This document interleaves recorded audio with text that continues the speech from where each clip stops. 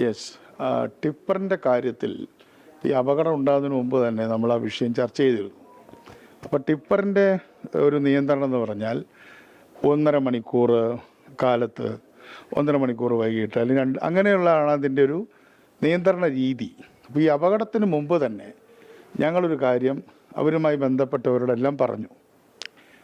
നിയന്ത്രണമൊന്നുമല്ല പ്രശ്നം, അമിത വേഗം, അതേപോലെ തന്നെ അശ്രദ്ധ, അതേപോലെ തന്നെ വേണ്ടത്ര രേഖകളില്ലാത്ത അവസ്ഥ വന്നു കഴിഞ്ഞാൽ വണ്ടി കോൺഫിസ്കേറ്റ് ചെയ്യും.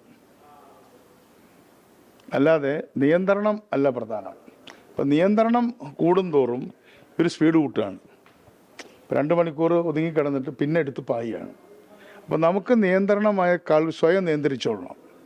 എനിക്ക് നമ്മൾ സംസാരിക്കുന്നത് അവരോടും കൂടിയാണല്ലോ. എനിക്ക് ടിപ്പർ ഉടമസ്ഥന്മാരോടും അതിൽ പണിയെടുക്കുന്ന തൊഴിലാളികളോടും പറയാനുള്ളത് സ്വയം നിയന്ത്രിച്ചോളണം. നിങ്ങൾ സ്വയം നിയന്ത്രിക്കാതെ അപകടം ഉണ്ടായിക്കഴിഞ്ഞാൽ വളരെ കർശനമായ നടപടിയെടുക്കും. ഒരു സംശയവും കാര്യത്തിലില്ല. പിന്നെ നമ്മൾ സംസാരിച്ചിട്ട് കാര്യമില്ല, അതിലേക്ക് നീങ്ങും. അതുപോലെ ഈ ഇപ്പോഴത്തെ മനഃപൂർവ്വമല്ലാത്ത നരഹത്യ എന്നുള്ള ജാമ്യം കിട്ടുന്ന ഒരു വകുപ്പിലാണ് എത്ര സ്പീഡിൽ ഓടിയാലും അല്ലെങ്കിൽ ലൈസൻസ് ഇല്ലെങ്കിൽ പോലും വരുന്നത്. ഇത് തടയാനുള്ള എന്താ മാർഗം? അതൊരു ലാർജർ ഇഷ്യൂ ആണ്. It's a question of law. Transport വകുപ്പിൻ്റെ വിഷയമല്ല. അത് പോകേണ്ട ചില സമയങ്ങളൊക്കെ, അതിന്റെ ചില നിയന്ത്രണങ്ങൾ. അതാ പറഞ്ഞ സമയത്തിൽ മാത്രമാണ് ഊന്നിയത്. മനസ്സിലായോ? സമയം മാത്രം പോരാ. സമയത്തിൽ പോകാതിരുന്നുകൊണ്ട് മാത്രം കാര്യമില്ല. ഇപ്പോൾ പോയ ഈ സംഭവം, ഈ വണ്ടി സമയത്തിന് കൃത്യമായിട്ടാണ് പോയിട്ടുള്ളത്. അവിടെ 8:30 to 10 ഓരോ ജില്ലകളാണ് തീരുമാനിക്കുന്നത്. കളക്ടർമാരാണ് ഈ സമയപരിധി തീരുമാനിക്കുന്നത്. കൊല്ലം ജില്ലയിൽ 8:30 to 10. അപ്പോൾ അപകടം ഉണ്ടായത് അതിന് മുമ്പാണ്. അപ്പോൾ സമയം കൃത്യമായി പാലിച്ചിട്ടുണ്ട്. അപ്പോൾ ഈ സമയം നിഷ്ഠ എന്ന ഏക നിയന്ത്രണ രീതിയല്ല. അലക്ഷ്യമായി ഓടിക്കുകയും അനാവശ്യമായ സ്പീഡ് എടുക്കുകയും ചെയ്താൽ സ്ട്രിഞ്ചൻ്റ് ആക്ഷൻ ഉണ്ടാവും, അതിശക്തമായ നടപടി ഉണ്ടാവും. അതെ, ഗവർണർ പറഞ്ഞിട്ടുണ്ട്. സമയപരിധി, വേഗപരിധിയും വെച്ചിട്ടുണ്ടല്ലോ. വേഗപരിധിക്കകത്തേ ഓടാൻ പാടുള്ളൂ. ഓവർലോഡ്, അതുപോലെ തന്നെ വേണ്ടത്ര പരിചയമില്ലാത്ത ഡ്രൈവർമാരെ നിയോഗിക്കൽ തുടങ്ങിയിട്ടുള്ള കാര്യങ്ങൾ വന്നാൽ പിന്നെ ഒരു ബുദ്ധിമുട്ടേണ്ടി വരും. പരിശോധനകൾ കർശനമാക്കണം. അവർ സ്വയം നിയന്ത്രിക്കണം. അവർ സ്വയം നിയന്ത്രിച്ചില്ലെങ്കിൽ അവർക്ക് തന്നെ ബുദ്ധിമുട്ട് വരും. അതാണ് എനിക്ക് പറയാനുള്ളത്. മറ്റൊന്ന്, ഈ വീര്യം കുറഞ്ഞ മദ്യത്തിന് നികുതികളുമായി ബന്ധപ്പെട്ട് വലിയ ചർച്ച ഇതിനോടകം നടത്തിയിട്ടുണ്ട്. UDF തന്നെ പല ഘടകകക്ഷികളും എതിർപ്പ് അറിയിച്ചിട്ടുണ്ട്. ഇതിൽ CBയുടെ നിലപാട്? ഞങ്ങൾ ആ വിഷയത്തിൽ എതിർപ്പ് അറിയിച്ചിട്ടില്ലല്ലോ. എതിർപ്പില്ല. ഞാനിപ്പോൾ ക്യാബിനറ്റിൻ്റെ ഭാഗമല്ലേ, അതുകൊണ്ട് ആ വിഷയത്തിൽ നമുക്ക് അഭിപ്രായങ്ങളൊന്നുമില്ല. മുഖ്യമന്ത്രി എന്താണോ പറഞ്ഞത് അത് തന്നെ ശരി. അതുമാത്രം ഇപ്പോൾ 1 മാസമായിട്ടേ ഉള്ളൂ. ഇപ്പോൾ പ്രതിപക്ഷം ഇപ്പോൾ തന്നെ അഴിമതി ആരോപണമായിട്ട് മുന്നോട്ട് വരും. ഇതിനെങ്ങനെയാണ് അവർ വരട്ടെ, അത് അവരുടെ റൈറ്റ് അല്ലേ. ഈ വാഹന മോഡിഫിക്കേഷനായിട്ട് ഒരു പ്രത്യേക വിദഗ്ധ സമിതിയെ നിയോഗിച്ചിട്ടുണ്ട്. യെസ്, അതൊരു എന്നെ ബാധിക്കുന്നൊരു ഞാൻ ഉത്തരം പറയേണ്ട ഒരു ചോദ്യമാണ്. മോഡിഫിക്കേഷനെ കുറിച്ച് നമ്മൾ 100 ദിവസത്തിനകത്ത് ചില കാര്യങ്ങൾ ചെയ്യുന്നുണ്ട്. അതായത് മോഡറേറ്റ് മോഡിഫിക്കേഷൻസ് ആവാം. ശബ്ദവും വെളിച്ചവും പാടില്ല പുറത്തേക്ക്. ആ മോഡിഫിക്കേഷൻ പറ്റില്ല. പിന്നെ തീ പുറപ്പെടുന്ന മാതിരി അതൊന്നും പറ്റില്ല.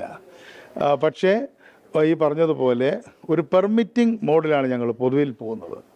ലിമിറ്റിംഗ് അല്ല. കംപ്ലൈ ചെയ്യണം, സ്വയം ലിമിറ്റ് ചെയ്യണം. പിന്നെ അങ്ങനെ മോഡിഫിക്കേഷൻ വരുത്തുന്നതിന് വേണ്ട ചില ചാർജുകൾ, കാര്യങ്ങൾ, അതൊക്കെ എൻ്റെ മൊഡാലിറ്റീസ് ആലോചിച്ചുകൊണ്ടിരിക്കുന്നു. സ്വകാര്യ ബസ്സുകളുടെ ഉടമകളുടെ പ്രശ്നമുണ്ടല്ലോ. ഇപ്പോൾ പ്രിയദർശിനിയും KSRTC വന്നു. ഇതിനെങ്ങനെയാണ് പരിഹരിക്കാൻ പോകുന്നത്? അല്ല അവരൊരു ചർച്ച നടത്തുന്നതോ, അല്ലെങ്കിൽ വ്യവസായം തന്നെ തകരുകയാണല്ലോ, ഒരുപാട് പേർക്ക് ജോലി നഷ്ടപ്പെടും. അതൊരു പ്രധാനപ്പെട്ട ചോദ്യമാണത്. അതിലിപ്പോൾ നമുക്കതിനെ 3 തരത്തിൽ കാണാം. ഈ പ്രിയദർശിനി വന്നിട്ടുള്ള സ്ഥലങ്ങളെ നോക്കുകയാണെങ്കിൽ, ഉദാഹരണത്തിന് നെയ്യാറ്റിൻകര താലൂക്കിൽ പ്രൈവറ്റ് ബസ്സില്ല. അപ്പോൾ അവിടെ പ്രിയദർശിനി ഒരു പ്രശ്നമല്ല.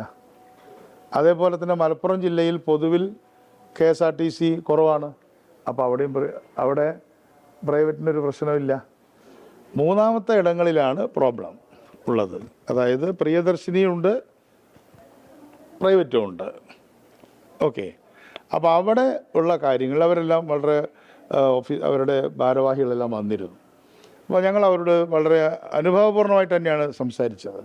ഏതൊക്കെ റൂട്ടിലാണ് പ്രോബ്ലം ഉള്ളത്, എന്താണ് ചെയ്യാൻ കഴിയുക. അപ്പോൾ അവർ പല നിർദ്ദേശങ്ങളും വയ്ക്കുന്നുണ്ട്. അപ്പോൾ അതിലൊരു നിർദ്ദേശം അവർ വയ്ക്കുന്നത് അവർ സീരിയസ് ആണെന്നാണ് അവർ പറയുന്നത്. അപ്പോൾ അത് ഞങ്ങളിപ്പോൾ അത് അക്സെപ്റ്റ് ചെയ്തിട്ടുള്ള അവരുടെ നിർദ്ദേശം ഞാൻ പറയുകയാണ്. ഞങ്ങൾക്ക് 55 രൂപ തന്നാൽ ഞങ്ങൾ സ്ത്രീകൾക്ക് സൗജന്യം കൊടുക്കാം, കിലോമീറ്ററിന് തന്നാൽ. ഓപ്പറേഷൻ അതെ, ഇൻക്ലൂഡിങ് ഓപ്പറേഷൻ അവർക്ക് കൊടുത്താൽ, അവർക്ക് നിശ്ചിത റൂട്ടുണ്ടല്ലോ. അപ്പോൾ അതൊന്നും നമുക്ക് അതിനുള്ള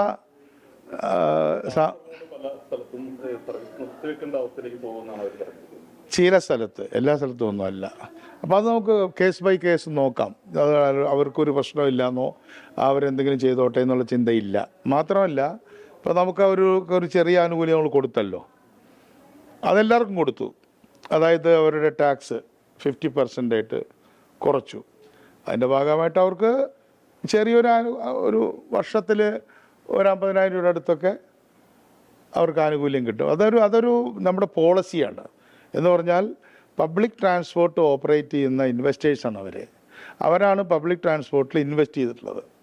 എല്ലാ പ്രൈവറ്റ് ബസ്സും കൂടെ ഒന്നാണെങ്കിൽ അവർ 5,000 കോടി ഇൻവെസ്റ്റ് ചെയ്തിട്ടുണ്ടെന്നാണ് എൻ്റെ കണക്ക്. എല്ലാ പ്രൈവറ്റ് ബസ്സും കൂടെ നമ്മൾ ഒരുമിച്ച് അഗ്രിഗേറ്റ് ചെയ്ത് നോക്കിയാൽ 5,000 കോടിയുടെ ഇൻവെസ്റ്റ്മെൻറ്റ് അവർ നടത്തിയിട്ടുണ്ട്. അപ്പോൾ നമ്മളിപ്പോൾ 5,000 കോടിയുടെ ഇൻവെസ്റ്ററെ നമ്മൾ ഒരാളായിട്ട് കണ്ടാൽ അത് വലിയൊരു ഇൻവെസ്റ്റ്മെൻ്റ് അല്ലേ. മാത്രമല്ല, അവർ നമ്മളെ കുട്ടികളെ കൊണ്ടുപോകുന്നു, തൊഴിലാളികളെ കൊണ്ടുപോകുന്നു, സ്ഥിരമായിട്ട് അവർ നമ്മുടെ ലൈഫിൻ്റെ ഭാഗമാണ് അവർ. അപ്പോൾ അവരെ നശിപ്പിക്കുക അല്ലെങ്കിൽ അവരെ തോൽപ്പിക്കുക, അവരെ ഇല്ലായ്മ ചെയ്യുക എന്നുള്ള പോളിസി നമുക്കില്ല. ബാക്കി കാര്യങ്ങൾ സംസാരിക്കാം. മോഡിഫിക്കേഷന്റെ കാര്യത്തിൽ കഴിഞ്ഞ സർക്കാർ കുറെ അധികം കണിശമായിരുന്നു. അതിൽ യുവാക്കളുടെ ഭാഗത്തുനിന്ന് വലിയ എതിർപ്പുണ്ടായിരുന്നു. ആ സമയത്താണ് ഇപ്പോഴത്തെ മുഖ്യമന്ത്രി അതെ ചെയ്തത്. പക്ഷെ ഇപ്പോ അതിശക്തമായ നടപടികൾ വരുന്നു. കണ്ടിട്ടുണ്ടാവും പല നടപടികളും. അങ്ങനെ ഒരു വിദഗ്ധം വേണമെന്നുള്ള നിർദ്ദേശം മേടിക്കുന്നുണ്ട്. അല്ല, നമ്മളിപ്പോൾ ഈ 100 പരിപാടിയിൽ തന്നെ, 100 ദിവസത്തെ പരിപാടിയിൽ തന്നെ മിതമായ പല കാര്യങ്ങളും പറയുന്നുണ്ട്. അതിൻ്റെ ഡീറ്റെയിൽസ് ഞാൻ പിന്നീട് അവർ പറയും. ഇത്രയും ചെറിയ നിയമലംഘനങ്ങൾക്ക് തന്നെ പിഴ ഈടാക്കുന്ന അങ്ങനെ ഒരു കർശനമായ നടപടിയിലേക്ക് പോകുന്നുണ്ട് ഇപ്പോഴും. അല്ല, അത് ചെറുത് വലുത് എന്നുകൊണ്ട് നമുക്കിതിനെ കാണാൻ കഴിയില്ല. കാരണം ഇപ്പോൾ ഹെൽമെറ്റ് വയ്ക്കാതെ പോകുന്നത് ചെറുതാണെന്ന് പറയാൻ പറ്റുമോ? അത് അപകടമൊന്നും പറ്റിയിട്ടില്ലെങ്കിൽ അത് വളരെ ചെറുതാണ്, അപകടം പറ്റിയാതെ ഏറ്റവും വലുതുമാണ്. അപ്പോൾ അതുകൊണ്ട് ഈ റോഡെന്ന് പറയുന്നത് ഒരു വല്ലാത്തൊരു മരണക്കിണറാണ്. അതുകൊണ്ട് അല്ല, അത് അത്തരം പ്രൊജക്ഷൻസ് ഒന്നും പാടില്ല. അതൊക്കെ ആക്സിഡൻറ്റിലേക്ക് നീങ്ങും. നമ്മളൊരു വണ്ടിയുടെ അപ്പുറത്തേക്കോ പോകാൻ പാടില്ല. അപകടമുണ്ടാക്കുന്നതോ അവർക്ക് അപകടമായതോ മറ്റുള്ളവർക്ക് അപകടമായിട്ടുള്ള മോഡിഫിക്കേഷൻ പറ്റില്ല. Especially sound. വണ്ടികളിൽ നമ്മളെ അതിന്റെ എയറോഡൈനാമിക്സ് ഒരു രൂപത്തിനൊക്കെ മാറ്റം വരുത്തുന്ന രീതിയിലാണ് പലയിടത്തും ഈ മോഡിഫിക്കേഷൻ. അതെ, അതൊക്കെ നമ്മൾ ശ്രദ്ധിച്ചേ ചെയ്യുള്ളൂ. അല്ല, നമുക്ക് എന്തും ചെയ്യാനുള്ള ലൈസൻസ് അല്ല, മറിച്ച് കുട്ടികളുടെയും അതുപോലെ തന്നെ ആളുകളുടെയും ഒക്കെ ചില ഇൻട്രസ്റ്റുകളുണ്ടല്ലോ. ഇപ്പോൾ ചിലത് മോഡലൊക്കെ മാറ്റുന്ന ആൾക്കാരുണ്ട്. ഇപ്പോൾ പഴയ വണ്ടിയായിരിക്കും, അത് കണ്ടാൽ പിന്നെ പുതിയ വണ്ടിയാണെന്ന് തോന്നും. അപ്പോൾ അങ്ങനെയുള്ള കാര്യങ്ങളൊക്കെ ഞങ്ങൾ മനസ്സിലാക്കുന്നുണ്ട്. അതൊക്കെ നമ്മുടെ ഒരു മോഡേൺ ക്രൈസിൽ ഭാഗമാണല്ലോ.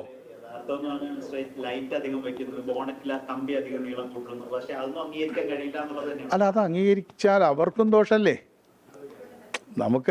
നമ്മളിപ്പോൾ ആരോടൊരു യുദ്ധം ചെയ്യല്ലോ.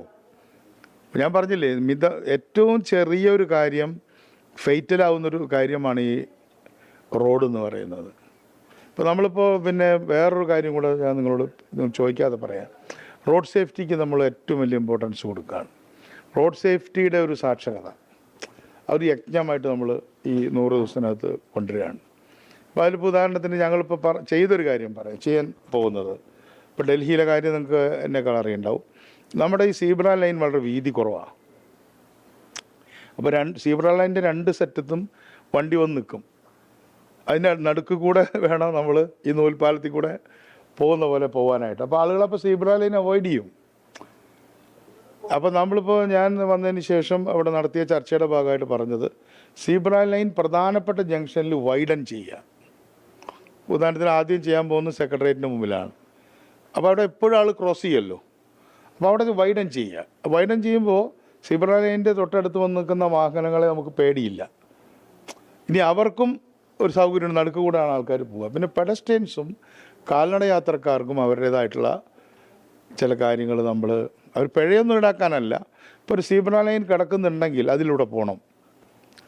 അതേപോലെ തന്നെ ഈ ലൈറ്റ് ചില സ്ഥലത്തെങ്കിലും അത് വ്യാപകമാക്കണം. ഈ റോഡ് ക്രോസ് ചെയ്യാനുള്ള ലൈറ്റ് ഡൽഹിയിലൊക്കെ വ്യാപകമായിട്ടുണ്ടല്ലോ അല്ലേ, റോഡ് ക്രോസ് ചെയ്യാൻ. ഡാർക്ക് സ്പോട്ടുകൾ കൂടുതലാണെന്നുള്ളത് കാരണം അത് പറയാം. അല്ല, അത് മേജർ ഹൈവേയിൽ ഞാൻ പറയുന്നത് ഈ ഹൈവേയിൽ മാത്രമല്ല മിസ്റ്റർ, അതായത് ഇപ്പൊ ഈ നമ്മുടെ നാട്ടുമ്പുറങ്ങളിലെ റോഡുകളിൽ ഉൾപ്പെടെ നാട്ടുപുറം അതെ അത് ലോങ് ട്രിപ്പ് വണ്ടികളുടെ കാര്യമാണ് നിങ്ങൾ അത് ആലോചിച്ചിട്ടുണ്ട്.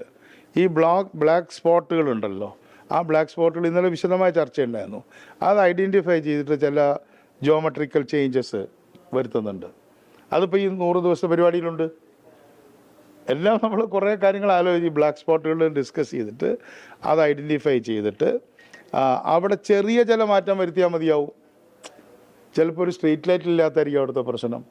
അപ്പോൾ അങ്ങനെയുള്ള മൈനർ കാര്യങ്ങൾ പറഞ്ഞു വന്നിരിച്ചു.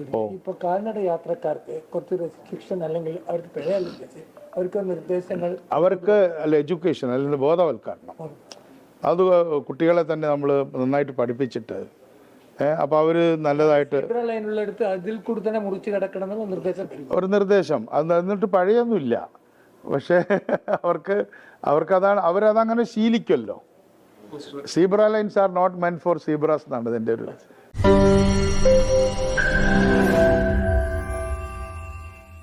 ലോകത്തെവിടെയായാലും ഏത് സമയത്തും 24 വാർത്തകളും ഓഗ്മെന്റഡ് റിയാലിറ്റി പാക്കേജുകളും എക്സ്പ്ലെയിനറുകളും വിശദമായി കാണാൻ ഞങ്ങളുടെ യൂട്യൂബ് ചാനൽ നിങ്ങൾക്ക് സബ്സ്ക്രൈബ് ചെയ്യാം.